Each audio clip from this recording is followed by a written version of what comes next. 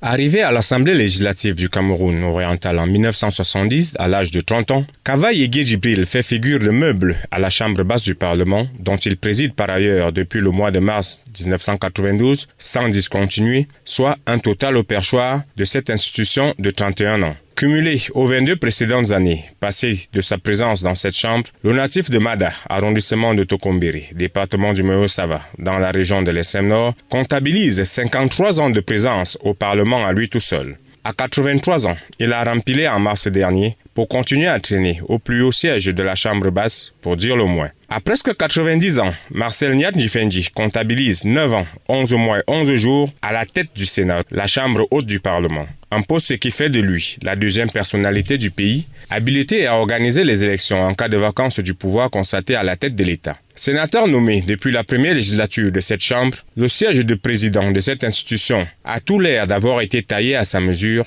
au point où sa robustesse ne semble pas être un sujet préoccupant pour les consignes qui lui reconduisent à chaque fois par la force de l'applaudimètre. Que dire alors du maître du temps et du jeu politique de la nation?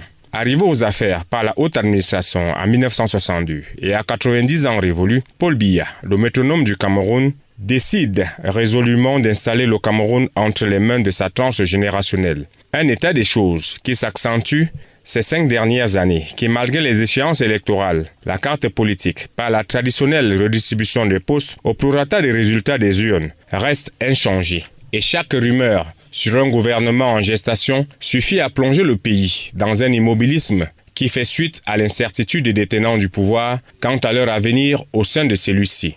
Bienvenue l'inertie et manque de dynamisme de l'administration qui n'en demande pas plus pour faire luire son vrai visage. 2025 c'est demain. Et au rythme du maintien de cette lente vitesse de changement à la tête des principales institutions du pays, comme en 2004, Paul Biya va-t-il donner un autre rendez-vous aux Camerounais en se représentant aux élections présidentielles? Le décryptage du silence présidentiel est en cours. Le temps livrera son verdict au plus robuste.